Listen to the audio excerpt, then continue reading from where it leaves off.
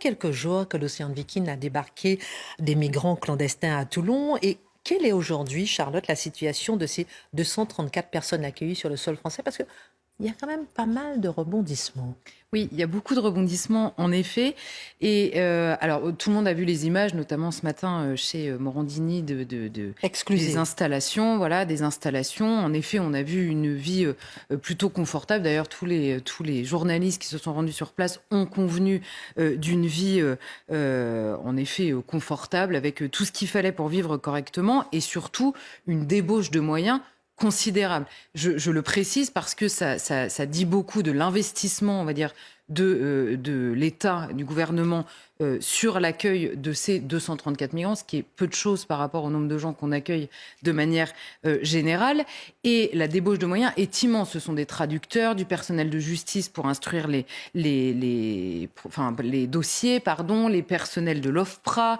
Vous avez des forces de l'ordre pour surveiller les gens qui n'ont pas le droit de sortir de cette zone d'attente. Vous avez l'aide sociale à l'enfance qui a récupéré les mineurs. Enfin, vous avez énormément de gens et donc une attention toute particulière. Donc ces 234 personnes nous permettent de voir un petit peu à la loupe notre puissance ou impuissance sur la question migratoire. Or, on va commencer par le début, puisqu'on nous a beaucoup parlé depuis le début des 44 mineurs qui sont sur ce bateau. En fait, il y en a 10 de plus, mais qui sont accompagnés de leurs parents. Donc des mineurs isolés. Vous savez que les mineurs isolés, alors le présupposé, c'est que moralement, vous ne pouvez dire autre chose que l'accueil est absolument indiscutable. Et d'ailleurs, l'expulsion est impossible. Pourquoi ? Parce que ce sont des mineurs, qu'ils sont isolés, qu'ils ont fui leur pays et qu'ils sont tout seuls et qu'il faut donc bien leur assurer la protection en raison des conventions que nous avons signées. Alors, on avait le directeur général adjoint chargé de la solidarité au département du Var qui nous disait le lendemain de l'arrivée de ces 44 mineurs, il s'émerveillait en nous disant: l'expérience que l'on a, c'est que généralement, ce sont des beaux parcours d'intégration. Il nous disait qu'il était content de voir que ces jeunes ou ces enfants, il utilisait le mot enfant, retrouvaient le sourire, sortaient un peu de leur enfermement, on va dire, et du drame de la traversée. Donc c'était le récit qu'on avait sur ces mineurs. Donc nous, on se dit, en effet, ce sont des enfants, reprenons le terme, des enfants et non plus des mineurs. Ce sont des enfants, ils ont fait une traversée qui est difficile, ça c'est vrai, et ils vont beaucoup mieux, on les prend en charge dans la protection sociale de l'enfance. Et alors aujourd'hui, qu'est-ce qu'on apprend ? Le président LR du conseil départemental du Var s'est confié au Figaro.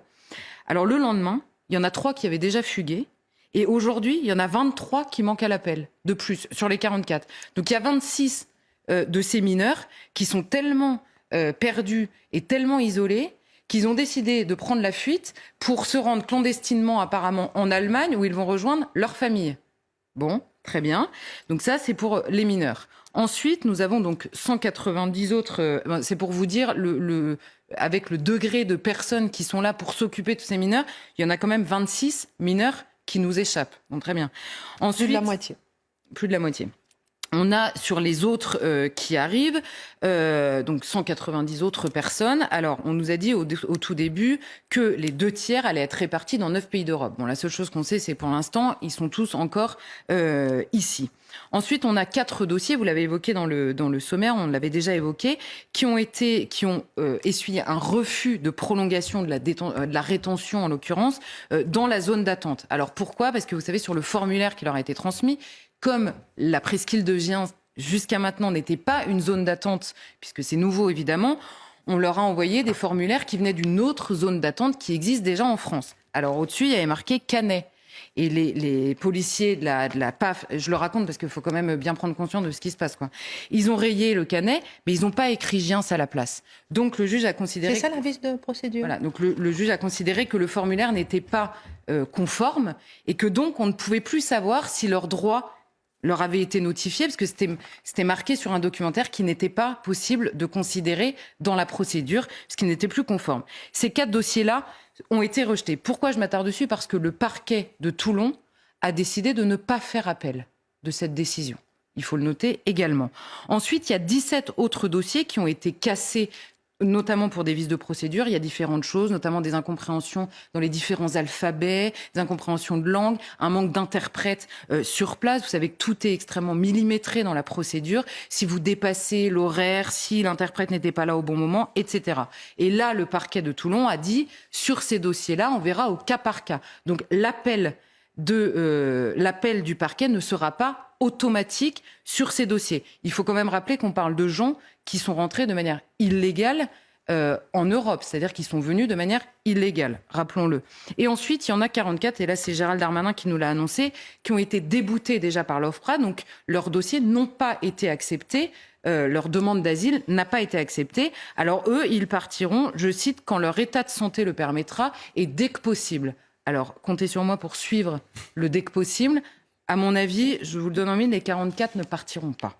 Voilà. Et d'une manière plus générale, parce qu'il faut le garder à l'esprit, Frontex nous annonce, donc Frontex, le gendarme des frontières européennes, nous annonce ces derniers jours une augmentation de 73% des entrées sur les 10 premiers mois de cette année. Donc les gens qui nous expliquent que pas du tout, il n'y a pas d'immigration massive, il n'y a pas d'augmentation, de quoi nous parlez-vous ? Une augmentation de 73% du nombre d'entrées illégales aux frontières de l'Europe. Donc il y a une augmentation considérable qui s'explique de plusieurs manières, de deux essentiellement.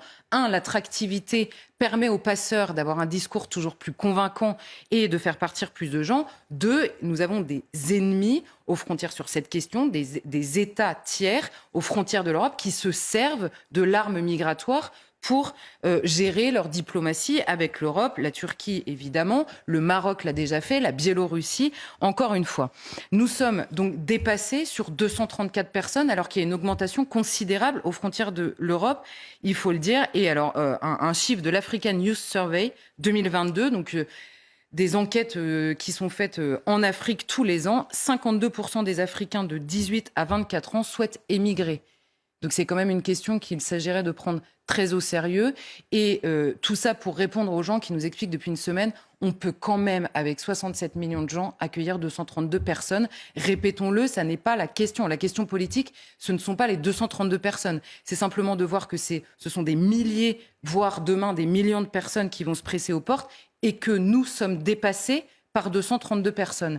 Voilà quelle est la réalité aujourd'hui.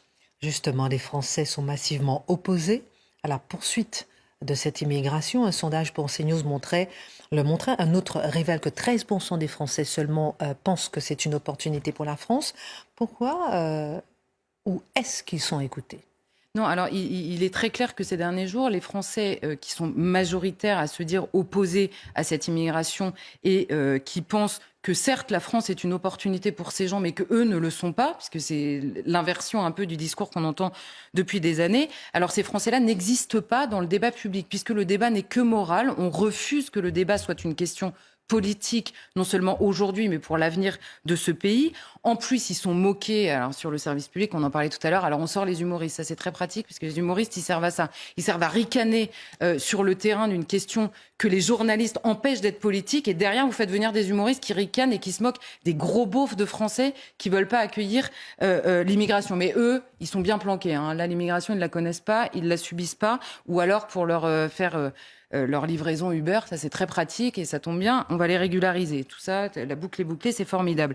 Mais il y a pire que ça ces derniers jours, c'est que non seulement les Français ne sont pas pris en considération dans leur inquiétude ou dans leur refus d'une immigration plus poussée, mais il y a une chape de plomb qu'on a vue par deux exemples très différents. D'abord, un à Valence, au tribunal de Valence, il y a eu une série de vols avec violence, de bijoux arrachés dans le centre-ville de Valence. Le substitut du procureur a dit, je la cite, « C'est la réalité de chaque semaine dans ce tribunal, un vrai préjudice pour la société française. Ils disent venir ici pour se chercher un avenir, parce que c'était en l'occurrence des clandestins. Ils disent venir ici pour se chercher un avenir meilleur, car on est une terre d'accueil, mais ils commettent des faits graves et parfois en récidive. » Donc vous avez le substitut du procureur qui décrit une réalité qu'elle constate en l'occurrence dans son tribunal. Réaction de l'avocat reprise en l'occurrence par la presse locale, ouvrez les guillemets, « Personne ne leur a vraiment proposé de solution pour s'insérer ». En parlant donc des gens qui volent avec violence et qui sont en situation irrégulière sur le territoire. Et je continue, être en situation irrégulière n'est pas une circonstance aggravante jusqu'à preuve du contraire. Alors en droit, c'est vrai, En droit, c'est vrai, puisque ça n'est plus un délit. Mais quand vous êtes Mathieu en situation irrégulière sur le territoire et que vous volez avec violence, c'est une situation... Enfin, c'est un comment ça s'appelle non, enfin c'est une circonstance, pardon. C'est une circonstance aggravante pour la personne qui est volée et qui elle est dans son pays de manière évidemment régulière. Et elle dit c'est un problème lorsque les réquisitions, en l'occurrence du procureur, rejoignent, entendez bien les mots, l'hystérisation de l'opinion publique sur l'immigration. Vous avez un procureur qui constate le lien entre immigration et délinquance dans le centre-ville de Valence. Ça devient, dans la bouche de l'avocat, l'hystérisation de l'opinion publique sur l'immigration. Il est interdit d'en parler. Deuxième exemple, là, qui me semble même plus grave encore, vous avez un avocat à Nantes qui, non pas en sa qualité d'avocat, mais de citoyen français et de, je le cite, nantais de souche, signe une tribune, en l'occurrence dans Valeurs Actuelles, en déplorant l'état de la ville, notamment sous le poids de l'immigration irrégulière. Qu'est-ce qui arrive à cet avocat? Des avocats, vous en avez sur tous les plateaux de télé, ils donnent leur avis toute la journée. Cet avocat-là, qui ne parle pas en nom de l'avocat, mais en son nom propre, est convoqué par l'ordre des avocats. Pourquoi? Parce que ça ne représente pas l'avis majoritaire de l'ordre. Non mais... Enfin, je ne sais pas si les gens se rendent compte. C'est complètement dingue. Donc, on comprend qu'au-delà du fait que l'inquiétude et le refus des Français n'existent pas dans le débat qui n'est que moralisant, on va dire, ces derniers jours, c'est pire que ça. C'est que quand certains s'expriment, pèse encore sur eux le poids du risque du bannissement social. Mais quelle serait, Charlotte, leur légitimité à s'opposer à la situation, puisque beaucoup rappellent que c'est une situation d'urgence et de secours aux personnes? Alors, encore une fois, le secours n'est pas en cause ici. On nous parle tout le temps des naufragés. Non mais pardon, ce ne sont pas des naufragés. Une fois qu'ils étaient sur l'Océan Viking, précisément, ils avaient été sortis de leurs canaux sur lesquels les avaient mis les passeurs. Ils n'étaient plus en danger direct ni de naufrage, ni de mort sur ce bateau. Donc le secours a été apporté. C'est la question du débarquement en France qui, là, est en cause. Alors, la légitimité des Français, d'abord, c'est qu'ils constituent le peuple nécessaire à la démocratie. Donc, c'est tout simplement une question démocratique de savoir, la population française a, premièrement, le droit de savoir qui rentre sur son territoire. Ça, c'est la première chose quand même. Et il y a deux informations qui, à mon avis, méritent d'être couplées à cette question du débarquement illégal de ces derniers jours. Un, l'annonce du Secours catholique qui nous dit que la moitié des ménages qui ont sollicité son aide l'an dernier n'avaient pas de quoi se nourrir quotidiennement. Or, déjà, le Secours catholique précise que 50% de ses bénéficiaires sont étrangers aujourd'hui. Donc vous avez la moitié des gens qui viennent voir le Secours catholique, qui sont de plus en plus nombreux, qui n'ont pas de quoi se nourrir en France. Il y a déjà la moitié qui sont étrangers, mais continuons à accueillir tout le monde, c'est une bonne idée. La deuxième information qui m'est venue, et là elle concerne les mineurs sur lesquels on nous pressurise, on va dire, moralement. Le défenseur des enfants, qui dépend du défenseur des droits en France, alerte sur une situation, je le cite, très inquiétante de l'aide sociale à l'enfance qui ne parvient plus à suivre les procédures de placement d'enfants qui sont menacés très directement. Aujourd'hui, en France, on a une aide sociale à l'enfance qui est absolument dépassée. Vous avez des histoires, on en a souvent parlé ici, absolument abominables qui se passent parce que les éducateurs ne parviennent plus à suivre ces enfants sur le territoire français. Et qu'est-ce qu'on fait? On nous dit c'est notre devoir d'accueillir des mineurs étrangers alors que personne, aucune de ces personnes, aucune de ces stars, aucun de ces hashtags n'existe pour les enfants français qui sont, eux, très directement aujourd'hui en danger et qui relèvent très directement de notre responsabilité sur le territoire français. Ça mérite, à mon avis, d'être mis en corrélation.